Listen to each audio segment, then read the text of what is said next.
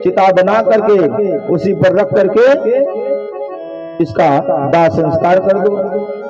सुखदेव जी कहते राजन ग्वाल वालों ने वही किया और शरीर पूतना के शरीर के कई टुकड़े करके चिता बना करके आग लगा दी।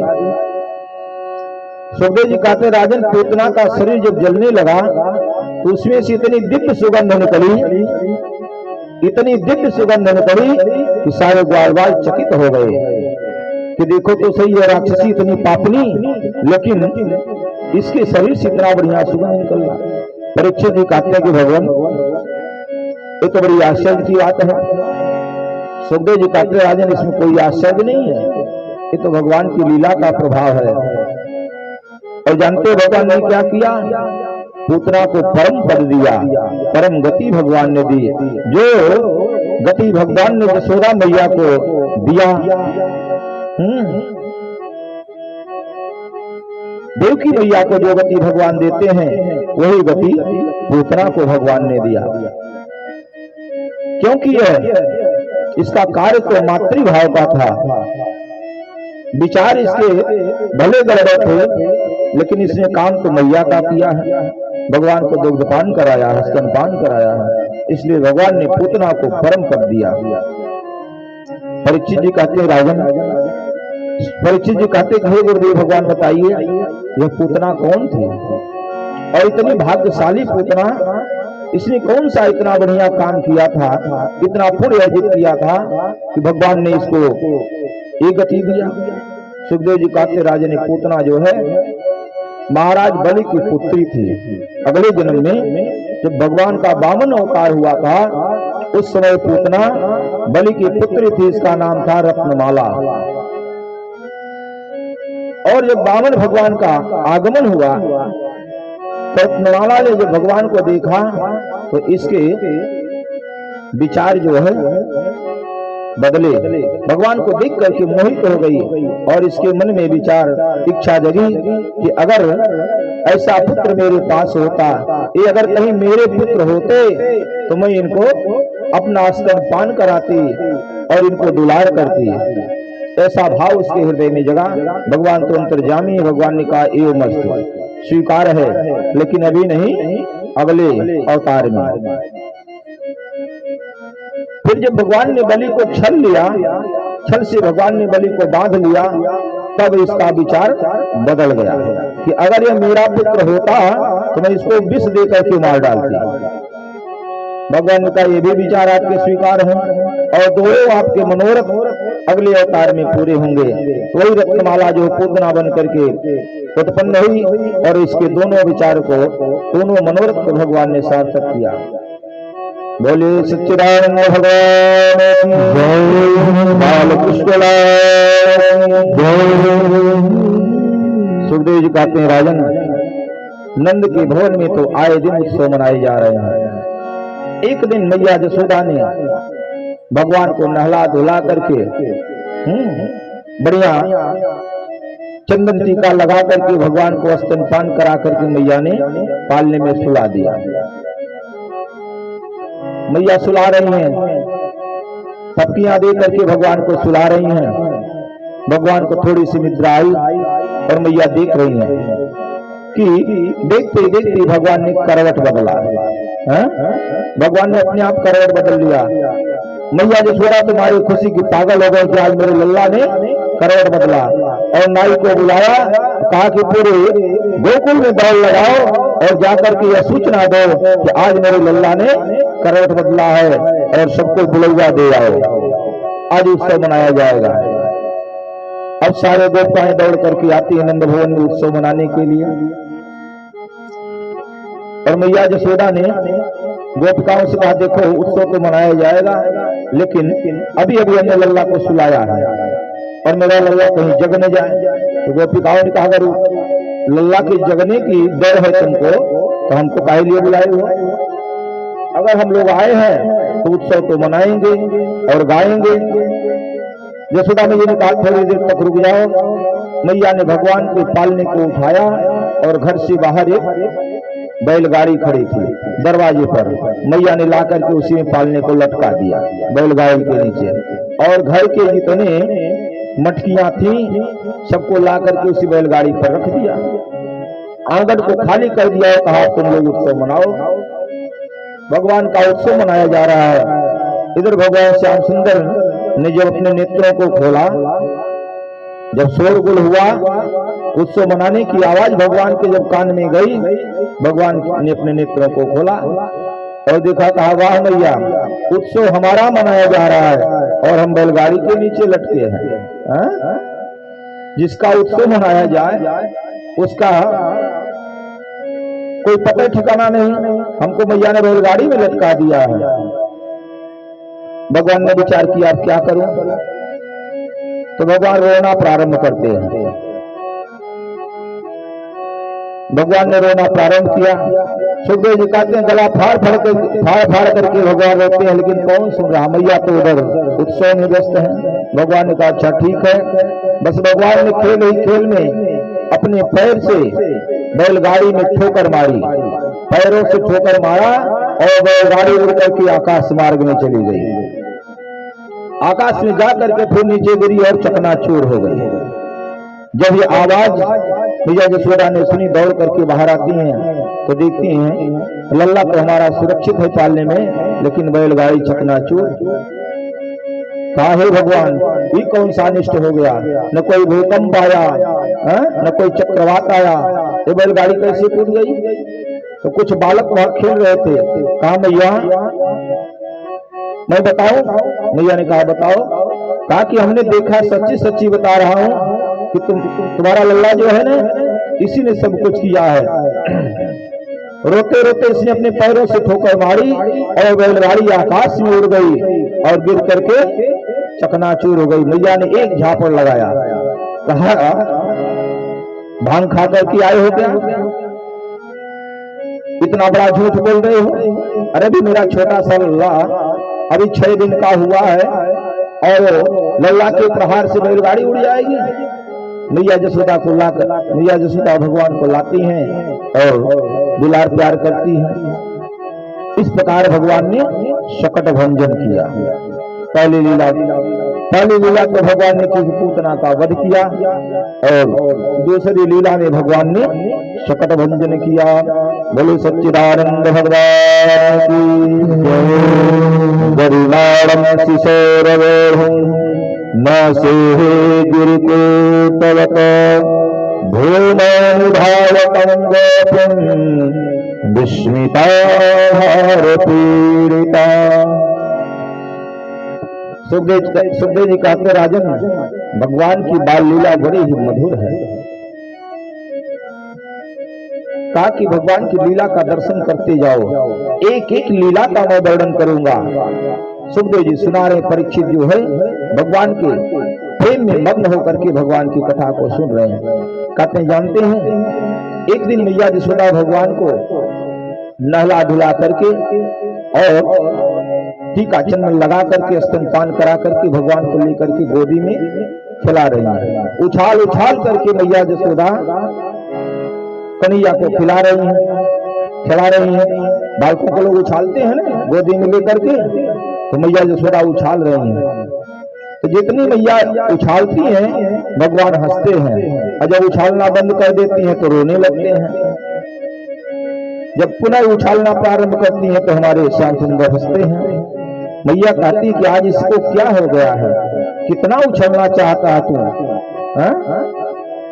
पुनः मैया ने स्तनपान कराना प्रारंभ किया। अब भगवान जब स्तनपान करने लगे तो चुप हो गए और तिरछी निगाह से भगवान ने देखा कि त्रिडावर्त मामा आ रहे हैं। जब पूतना का वध हुआ तो कंस ने पुनः अपना एक दूत भेजा, त्रिडावर्त को भेजा भगवान का अनिष्ट करने के लिए। भगवान ने देखा कि त्रिडावर्त मामा आ रहे हैं तो, और त्रिडावर्त कैसे आ रहा, भूकंप का रूप, चक्रवात का रूप बना करके त्रिडावर्त आया। भगवान ने विचार किया कि त्रिडावर्त जो है बहुत दुष्ट है और ये गोकुल में ज्यादा अनिष्ट कर देगा और आ तो रहा हमसे मिलने के लिए, तो हम इनसे सहज में ही मिल लें। लेकिन मैया अगर जब हमको अपने आप से दूर करेंगे तभी तो हम मिल पाएंगे। भगवान ने लीला रची। अब भगवान ने अपना वजन बढ़ाना प्रारंभ किया। भगवान की माया भगवान का जब वजन बढ़ा तो मैया जसोदा परेशान हो गई। अरे अभी अभी हमने अपने लल्ला को उछाल उछाल करके खूब जो है दुलार किया, स्तनपान कराया, क्या कारण है कि इतना वजन हो गया है? लगता मैंने कोई पहाड़ ही उठा लिया है। भगवान ने अपनी माया से मैया की बुद्धि को भ्रमित किया। पुनः मैया के मन में विचार आया कि लगता है कि मैंने दूध अभी इसको पिलाया है, इसने अभी अभी दूध पिया है, इसलिए लग रहा है कि इसका वजन बढ़ गया है। बस मैया ने उठा करके नीचे रख दिया, कहा बैठो और यही खेलो कूदो और दूध अपना पचाओ, जब वजन हल्का हो जाएगा तुम्हारा तो फिर हम गोदी में ले लेंगे। इस भाव से मैया ने भगवान को नीचे रखा और गृह का कार्य करने के लिए चली गई घर में। तब तक त्रिरावत चक्रवात के रूप में आया और भगवान को अपने कंधे पर बैठा कर लेकर के आकाश मार्ग में उड़ गया। भगवान ने कहा कि मामा कोई बात नहीं है, आज मैं भी चाहता हूँ पूरे गोकुल मंडल का भ्रमण करना चाहता हूँ। सुखदेव जी कहते हैं भगवान त्रिरावत के कंधे पर बैठे बैठे गोकुल की सारी गलियों को देख लिया। किसी रामा का घर कहाँ है, मधुमंगल का घर कहाँ है, कौन सी गली किधर जा रही, सारे मार्ग का भगवान ने निरीक्षण किया। भगवान ने विचार किया कि आगे तमाम लीलाएं करनी है इस गोकुल में, तो पहले सब स्थान को देख लें। और जब त्रिरावत ने भगवान को लेकर के गोकुल से दूर जो मथुरा की तरफ दौड़ लगाई, तब भगवान ने त्रिरावत के गले को पकड़ा और दबाना प्रारंभ किया, अपना भार बढ़ाना प्रारंभ किया। अब त्रिरावत चिल्लाने लगा कि मुझे छोड़ दो छोड़ दो। भगवान ने कहा मामा जी यही तो बात है, मैं छोड़ने वाला नहीं हूं। त्रिरावत कहता है कि लगता है मैंने कोई पत्थर का चट्टान उठा लिया है क्या, किसी काले पत्थर के पर्वत को मैंने उठा लिया है। भगवान ने कहा अच्छा, लोग पत्थर की मूर्ति में मुझको देखते हैं, भक्त क्या करते हैं? भगवान कहते हैं कि हमारे भक्त तो पत्थर की मूर्ति में हमको देखते हैं, हमारे स्वरूप का दर्शन करते हैं, और तुम मुझ में ही पत्थर देख रहे हो तो मैं तुम्हें ले चल के पत्थर पर ही पटकूंगा। और भगवान लेकर के गए और उसके गले को दबाया और ले जाकर के पत्थर की चट्टान पर दे मारी, उसके सिर को पटका और उसका गोविंदाय नमो नमो हो गया। बाल बाल दौड़ करके जाते हैं और पुनः जसोदा मैया रोती चिल्लाती जाती हैं, भगवान को उठा करके लाती हैं। भगवान का जो है जसोदा मैया कहती कि पता नहीं क्या हुआ है, किस नक्षत्र में इसने जन्म लिया है कि जब से इसने जन्म लिया है तो आए दिन एक न एक दिन उत्पात होती है और दुष्ट राक्षस यही गोकुल में ही मरने के लिए आते हैं और कोई स्थान इनको नहीं मिलता है। मैया बड़बड़ाती हुई भगवान को लेकर के आती हैं और पुनः उनको जो है पंचगव्य से स्नान, भगवान के नामों से पुनः जो है उनको झाड़ा लगाती हैं। सुखदेव जी कहते हैं राजन, इस प्रकार भगवान ने त्रिरावत का उद्धार किया। और हमारे श्याम सुंदर 1 वर्ष के हो गए, भगवान 1 वर्ष के हो गए और आज वसुदेव जी अपने लल्ला को याद कर रहे हैं। वसुदेव जी को याद आया, वसुदेव जी आत्मज्ञानी हैं, उनको भगवान के स्वरूप का ज्ञान है। याद आया कि मेरा लल्ला आज 1 वर्ष का हो गया है, जब से मैं नंद भवन में छोड़ करके आया हूँ पूरे 1 वर्ष हो गए, पता नहीं अभी तक उसके नामकरण संस्कार हुए कि नहीं हुए। तो इन्होंने गर्गाचार्य जी को बुलाया। वसुदेव जी के कुल पुरोहित हैं गर्गाचार्य जी। वसुदेव जी ने बुलाया और कहा कि एक काम करिए कि आप जाइए गोकुल में, मेरी आपसे विनती है, प्रार्थना है कि गुरुदेव आप जा करके किसी बहाने मेरे लल्ला का नामकरण संस्कार कर दीजिए, क्योंकि हमें लगता है कि अभी तक नामकरण संस्कार नहीं हुआ होगा। गर्गाचार्य जी नंद भवन में पधारते हैं नंद बाबा के यहाँ। नंद बाबा ने इनका स्वागत सत्कार किया और गर्गाचार्य जी ने कहा कि महाराज हमने सुना है कि आपको बुढ़ापे में लल्ला प्राप्त हुआ है। कहा हाँ महाराज, आपकी कृपा से यह सुख हमको प्राप्त हुआ है। तो गर्गाचार्य जी ने कहा कि अपने बालक का नाम आपने क्या रखा है, कोई नाम तो रखा होगा। नंद बाबा ने कहा कि बाबा हम तो भूल ही गए, अभी तक कोई नाम ही नहीं रखा हमने। अरे बताओ, 1 वर्ष का बालक हो गया और नामकरण संस्कार नहीं हुआ, काम तो भूल ही गए थे। तो महाराज आप आ गए हो, आप तो आप ही नामकरण संस्कार भी कर दो। गर्गाचार्य जी का देखो, आप जानते हो कि मैं मथुरा का राजपुरोहित हूँ, वसुदेव जी का कुल पुरोहित हूँ, और अगर यह सूचना कहीं नंद कंस को मिली तो बड़ा गड़बड़ होगा। ठीक है, आपका अगर विचार है, जिद है, तो कोई उत्सव नहीं मनाना है, चुपचाप नामकरण संस्कार हो जाएगा। कहीं एकांत में व्यवस्था करो और ब्रजमंडल में कहीं किसी को सूचना नहीं देनी, कोई उत्सव नहीं मनानी है, क्योंकि अगर उत्सव मनाया गया तो कंस को सूचना मिल जाएगी। कंस दुष्ट है तो अनिष्ट कर सकता है। कहा ठीक है महाराज, कोई बात नहीं। गौशाला में नंद बाबा ने व्यवस्था किया नामकरण संस्कार की, और गर्गाचार्य जी आसन लगा करके बैठ गए। इधर यशोदा मैया और रोहिणी मैया ने आपस में विचार किया कि आज हमारे बालकों के नामकरण संस्कार होने जा रहे हैं और ये बाबा पधारे हैं। तो मैया यशोदा और रोहिणी के मन में थोड़ा सा विनोद आया, विनोदाभाव हुआ। रोहिणी मैया ने कहा देखो, अगर थोड़ा परीक्षण कर लिया जाए कि बाबा को जानते हैं कि नहीं, जानकार है कि नहीं है, इसलिए काम करो, तुम हमारे लल्ला को अपने गोदी में ले लो और मैं आपके लल्ला को अपने गोदी में ले लेती हूँ। दोनों लोगों ने पुत्रों की अदला बदली कर ली। रोही के पुत्र को मैया यशोदा ने गोदी में ले लिया और मैया यशोदा के पुत्र को रोही मैया ने गोदी में ले लिया। अब दोनों माताएं गर्गाचार्य जी के सामने उपस्थित हुई। नंद बाबा ने कहा कि प्रभु हमारे पुत्रों का नामकरण संस्कार करो। गर्गाचार्य जी तो भगवान के परम भक्त और आत्मज्ञानी, ये तो देखते ही समझ गए और इन्होंने कहा अयम हीरो हीरे पुत्र रमयन् स्वहिदगणे आकाश्यते राम इति बलाधिक्यादबलं वेदो।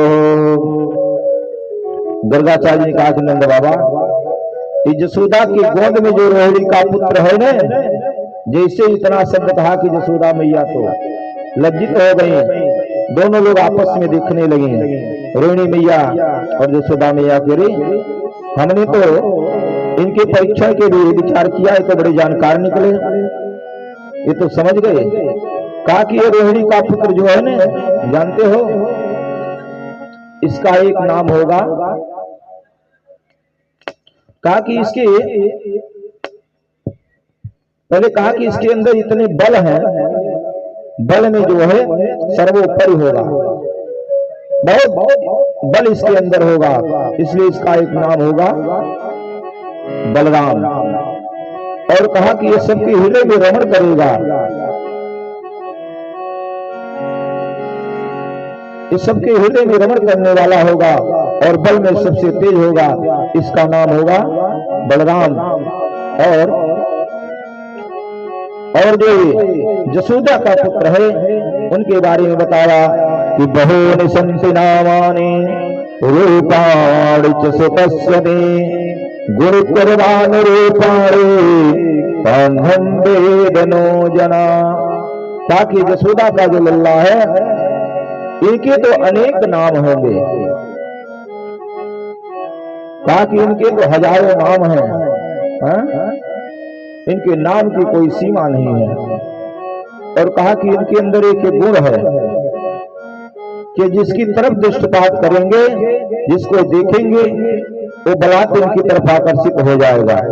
इनको नेत्रों में ही जादू है, ये आकर्षण इनके नेत्रों में ही आकर्षण है, इसलिए इनका नाम होगा कृष्ण। कर्षयत इति कृष्ण है, जो एक दूसरे को आकर्षित कर ले, सामने वाले को आकर्षित कर दे, उसी का नाम है कृष्ण। का इनका नाम तो कृष्ण है, लेकिन और भी इसके अनंत नाम है। बताते बताते उन्होंने कहा कि किसी समय में कहने जा रहे थे कि ये वसुदेव जी के पुत्र हैं, तब तक भगवान ने इशारा किया कि क्या कर रहे हैं महाराज, सारा पोले खोल देंगे। तो समझ गए गर्गाचार्य और संभलते हुए कहा कि किसी समय में ये वसुदेव का पुत्र हुआ करते थे, इसलिए इनका एक नाम होगा वासुदेव। इस प्रकार गर्गाचार्य जी ने नामकरण संस्कार किया। मैया यशोदा ने कहा, बाबा आपने तो जो नाम बताए कि हमारी बुद्धि में बैठ ही नहीं रहा, पता नहीं क्या क्या नाम बता रहे हो, मैं तो ये नाम नहीं ले पाओगे। कृष्ण नाम टेढ़ा नाम है, आप चाहे जो भी नाम रखो, लेकिन मैंने तो इनका नाम अपने मन में रख ही लिया है और मैं वही कह करके बुलाऊंगी। कहा मैंने इसका नाम रखा है बलुआ और इसका नाम रखा है कलुआ। कहा मैं तो कलुआ और बलुआ ही कह करके बुलाऊंगी, बाकी आप चाहे भाई जितने भी नाम रखो। गर्गाचार्य ने कहा जो भी बुलाओ, इनके नामे तो अनंत हैं। सुखदेव जी कहते हैं, राजन नंद बाबा ने गर्गाचार्य जी का स्वागत सत्कार किया और बहुत से दान दिए। नंद बाबा ने गर्गाचार्य जी से कहा, महाराज कुछ भोजन प्रसादी हो जाए तभी आप जाइए, जब तक ब्राह्मण भोजन न हो कोई कार्य कैसे संपन्न होगा। कहा तो ठीक है, व्यवस्था करो। और उसी गौशाला में ही गर्गाचार्य जी ने भोजन बनाया। भोजन की व्यवस्था ही भोजन बनाया और इसके बाद गर्गाचार्य जी ने ठाकुर जी का भोग लगाया। आसन लगा करके बैठी भोजन परस लिए और हाथ में जल लेकर के आचमन किया कि तदीयं वस्तु गोविंद तद्यमेव समर्पये गृहाणस्य मुखो भूत्वा प्रसीद परमेश्वर। जैसे नेत्र बंद करके मंत्र पढ़ करके आचमन किया कि हमारे श्याम सुंदर पहुंच गए और भगवान उठा करके भोजन ग्रहण करने लगे। जैसे नेत्र खोला गर्गाचार्य चिल्ला उठे, नंद बाबा क्या कर रहे हो, तुम्हारे लल्ला ने तो भोजन को जूठा कर दिया, अब बड़ा मैं कैसे भोजन करूं। नंद बाबा ने यशोदा मैया से कहा, देखो ये बड़ा हठीला है, ले जाओ इसको घर के अंदर बंद कर दो, बाहर दिखाई नहीं दे। और महाराज जी से विनती किया कि प्रभु बगैर भोजन किए नहीं जाइए। कार्य में अब क्या करूं, कैसे भोजन बनाऊं। कहा महाराज, तो फिर भोजन का प्रबंध हुआ और गर्गाचार्य जी बैठ करके जैसे ही आचमन करते हैं कि तदीयं वस्तु गोविंद तद्यमेव समर्पये गृहाणस्य मुखो भूत्वा प्रसीद परमेश्वर। हमारे प्रभु तो बड़े कौतुकी हैं, भगवान श्याम सुंदर पुनः पधारे। मैया ने दरवाजा बंद किया है देहली के अंदर, लेकिन भगवान पुनः भोग लगाने लगे। अब की बात जैसे नेत्र खोला गर्गाचार्य चिल्लाने जा रहे, भगवान ने पकड़ लिया। तो महाराज क्या कर रहे हैं, कितनी डांट हमको खिलाओगे महाराज। और जैसे ही भगवान ने गर्गाचार्य जी के हाथों को पकड़ा, सुखदेव जी कहते, राजन गर्गाचार्य जी के तो दिव्य चक्षु ही खुल गए। और इसके बाद जब देखते हैं ये कौन बैठे हैं, साक्षात नारायण। भगवान ने चतुर्भुज रूप में गर्गाचार्य जी को दर्शन दिया। कहा महाराज आप बुलाएंगे तो हमको आना ही पड़ेगा। अरे भोग किसका आप लगा रहे हैं, हम ही को तो पुकार रहे हैं, और जब आप पुकारेंगे तो हम आएंगे नहीं आएंगे तो मर्यादा की हानि होगी। गर्गाचार्य जी के नेत्रों से आशीर्वाद होने लगा, प्रभु धन्य है आप, आपकी माया धन्य है, मैं तो आपकी माया में मोहित था, अपने ज्ञान के अहंकार में जो है आपको भूल ही गया था। आपने दर्शन दिया। भगवान ने चतुर्भुज रूप में गर्गाचार्य जी को दर्शन दिया और इसके बाद भगवान ने अपनी माया को समेट लिया। गर्गाचार्य जी कुछ क्षण बाद सब कुछ भूल भी गए। हाँ, एक क्षण तो भगवान ने दर्शन दिया, आत्मदर्शन करा दिया, आत्मज्ञान दे दिया, लेकिन भगवान ने पुनः अपनी माया का पर्दा डाल दिया।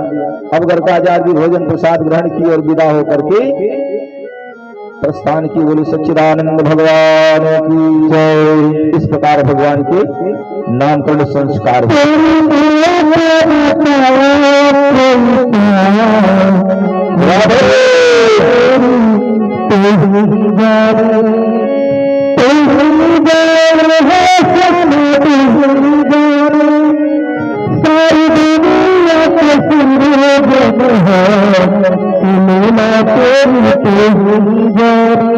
भगवान की लीला को कौन जान सकता है? तो लीलापति है। सुखदेव जी कहते हैं अब इसके बाद भगवान श्याम सुंदर और बलराम जी थोड़ी और सयाने हुए और घुटनों केवल चलते हैं और कभी खड़े होकर के चलते हैं। मैया यशोदा की उंगली को पकड़कर चलना प्रारंभ करते हैं। भगवान की बाल लीला का दर्शन कराते हुए नंद बाबा कहते हैं महाराज दर्शन करिए लीला का। हमारे श्याम सुंदर कभी चलते हैं कभी गिर जाते हैं, पुनः खड़े होते हैं, पुनः चलते हैं और इनके शरीर में धूल लगी हुई है और धूल इतना शोभायमान हो रहा है कि बोले बरयति शोभित श्याम जो जैसी बनी सिर सुंदर चोटी कि खेलते खाते फिरे ये जना पग पैजनी भागते फिर कछती कि राक्षद को रस खाने बोलो भारत कान तलानी धूपोती कि काग के भाग कहाँ कहिए हरि हाथ से ले गए माखन रोटी। हमारे श्याम सुंदर बलराम जी के साथ खेल रहे हैं और हाथों में माखन और रोटी लिए हुए हैं और कभी कभी काग को बुला करके कौवा को बुला करके भी खिलाते हैं, उसके साथ खेलते हैं और कभी कभी भगवान के हाथ से छीन करके ले करके वह काग उड़ जाता है। रसकान जी कहते हैं कि उस छवि का दर्शन करके रसकान जी कहते हैं कि वो काग भी वो कौवा भी कितना भाग्यशाली है कि भगवान के हाथ से भगवान का प्रसाद जो हो पा रहा है। भगवान की दिव्य छटा का दर्शन कराते हुए बताते हैं कि भगवान थोड़ा सयाने हुए। अब भगवान घर से बाहर भी निकलने लगे, बाहर निकल करके खेलते हैं, बाल बालों के साथ भगवान खेलने लगे। अब श्री दामा आदि मित्रों की मंडली जो है तैयार हो गई, अपने मित्र मंडली के साथ भगवान खेलते हैं। एक दिन भगवान ने श्री रामा से कहा, अपने मित्रों से कहा कि क्या तुम लोगों को माखन खाने को नहीं मिलता है क्या? सब 1.5 हड्डी को दिखाई दे रहे हो, इतने दुबले पतले, कुछ खाने में तो नहीं मिलता है क्या? श्री दामा ने कहा कि कन्हैया क्या बताऊं, माखन तो बहुत है घर में, लेकिन सब चला जाता है मथुरा। कुछ तो महाराज के यहाँ करके रूप में जाता है और कुछ हमारे माता पिता अपने भरण पोषण के लिए उसको मथुरा बेचने के लिए लेकर चले जाते हैं। हम लोगों को नहीं मिलता है और तुम्हारे जैसे हमारे यहाँ तमाम गैया थोड़ी है। नंद बाबा के यहाँ तो लाखों लाखों गैया वही है, हमारे यहाँ इतनी गैया भी नहीं है। कहा तो अच्छा ठीक है। भगवान ने कहा रे माखन तैयार करें हम ग्वाल बाल और खाएं मथुरा वाले। कहा आज के बाद मथुरा माखन नहीं जाएगा। कहा क्या करोगे? भगवान ने कहा देखो माखन हम लोग खाएंगे, मक्खन हम लोग खाएंगे, दही दूध हम लोग खाएंगे। अब गोकुल से बाहर जाएगा ही नहीं। कहा तो क्या करोगे? भगवान ने कहा तो एक काम करो, अगर मक्खन खाना है तो मेरे साथ हो जाओ। श्री रामा आज मित्रों ने कहा कि कन्हैया मक्खन तो खाना ही है। तो कहा देखो एक काम करना पड़ेगा। कहा क्या? कहा चोरी करना पड़ेगा। भगवान की माखन चोरी की लीला प्रारंभ होती है। भगवान ने कहा देखो अगर माखन खाना है तो चोरी करना पड़ेगा। श्री रामा ने कहा अरे ये तो बहुत बड़ा पाप है, चोरी करना पाप है और तुम चोरी करना सिखा रहे हो। भगवान ने कहा खाने पीने की वस्तु चोरी करना कोई पाप नहीं होता है, इसलिए अगर माखन खाना है तो चोरी करना पड़ेगा। और जाओ अपने अपने घर से सब लोग चोरी आज करना, अपने अपने घर चोरी करना और अगर सफल हो गए तो आगे की योजना बनेगी। सबने कहा ठीक है। अब सब लोग अपने अपने घर गए, माखन की चोरी किया सब लोगों ने। कुछ लोग पकड़े गए, जब पकड़े गए तो पिटाई भी हुई। दूसरे दिन सब इकट्ठा हुए तो मरुमंगल बेचारे इस तरह से टेढ़े होकर के आ रहे हैं। हाँ, श्री रामा लड़ाते हुए यार भगवान ने कहा क्या हुआ? कह रहे कन्हैया तेरी लीला जो है ये कौन सी विद्या बताया तुमने? मैया ने देख मेरी पीठ कितनी लाल की है। भगवान ने कहा माखन तुम खाओगे तो छड़ी कौन खाएगा? हाँ? अगर माखन खाना है तो कुछ न कुछ जो है तो सहना पड़ेगा। अब तो लोग चोरी नहीं कर पाओगे। अच्छा, बात भी सत्य है। बालक जो है यानी चोर जो होते हैं चोरी कहां से सीखते हैं? चोरी करने वाले चोरी कहां सीखते हैं? पहले अपने घर से तो सीखते हैं। चोरी का प्रारंभ जो मानव भगवान दर्शा रहे हैं कि चोरी अपने घर से ही प्रारंभ होती है। बच्चे पहले पिताजी की जेब से पैसा निकालेंगे, जेब से निकालेंगे, सफल हो गई तो धीरे धीरे फिर काम बढ़ता जाएगा। घर में रखा हुआ पैसा होगा उसको उठाएंगे, धीरे धीरे जब आगे बढ़े तो पड़ोसी के घर से निकालेंगे, फिर उससे भी आगे बढ़े तो गांव में चोरी करेंगे, उससे भी बढ़ गए तो जिले में चोरी करेंगे, फिर आगे आगे चोरों के सरदार बन जाएंगे।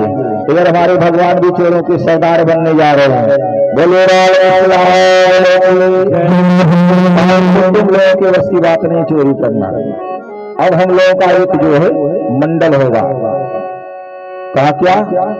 कहा बाल गोपाल चौर विद्या प्रसारण केंद्र, ये हमारी मंडली का नाम होगा और हम सिखाएंगे चोरी कैसे होती है। अब सबको लेकर के भगवान ग्वाल वालों के घर, गोपियों के घर चोरी करना प्रारंभ करते हैं। सुखदेव जी कहते राजन जानते हो भगवान की इस लीला में क्या रहस्य है? क्या जितने ग्वाल वाल हैं ना, जितनी गोपियां हैं, ये कोई साधारण नहीं है, कोई साधारण नहीं है। कोई वैकुंठ से है तो कोई वो लोक से आया हुआ है, कुछ तो भगवान के पार्षद हैं, कुछ देवांगनाएं हैं और देवता जो है ग्वाल बाल के रूप में अवतरित हुए हैं। देवांगनाएं गोपिकाओं के रूप में अवतार ली हैं और बड़े बड़े संत महात्मा अमलात्मा विमलात्मा बड़े बड़े जोगी जोगी जो हजार हजार वर्ष तक समाज लगाने वाले संत महात्मा हैं, वो सब लोग ग्वाल बाल के रूप में गोपिकाओं के रूप में अवतरित हुए हैं। तो कोई साधारण नहीं है। पता नहीं कितने कितने कल्प से भगवान की इस लीला की प्रतीक्षा कर रहे थे। भगवान से याचना इन्होंने किया था कि आपकी लीला में हम सम्मिलित होंगे। आज भगवान सबके मनोरथ को पूर्ण करना चाहते हैं। भगवान ने विचार किया कि इनके मनोरथ को पूर्ण करना होगा और गोपिकाएं और ग्वाल बाल किसी न किसी बहाने नंद बाबा के दरवाजे पर हमेशा आते हैं भगवान का दर्शन करने के लिए। भगवान के सुंदर स्वरूप को देख करके मोहित होते हैं। भगवान ने विचार किया सबको कृतार्थ किया जाए। अब सबको लेकर के भगवान चोरी करना प्रारंभ करते हैं। आए दिन भगवान चोरी करते हैं। अब किसी न किसी के घर चोरी करते हैं तो गोपिकाएं उल्हाना लेकर के भगवान के गोपिकाएं उल्हाना लेकर के नंद भवन आती हैं यशोदा मैया के पास और आकर के कहते मैया जानती हो तुम्हारा लल्ला आज चोरी किया और चोरी तो करता ही है, हमारी मटकियों को भी फोड़ता है। आए दिन चोरी का उल्हाना मैया के पास आता है, लेकिन मैया कन्हैया से इतना प्यार करती है, दुलार करती है, गोपिकाओं कहती है अरे अगर मेरे लल्ला ने ऐसा तो मेरा लल्ला कर नहीं सकता, क्या मेरे घर में मक्खन की कमी है कि चोरी करेगा? अगर किया भी है तो मेरे घर से ले जाए जितना ले जाना है। और आए दिन उल्हाना लेकर के आती हैं। बोलो सत्यनारायण भगवान।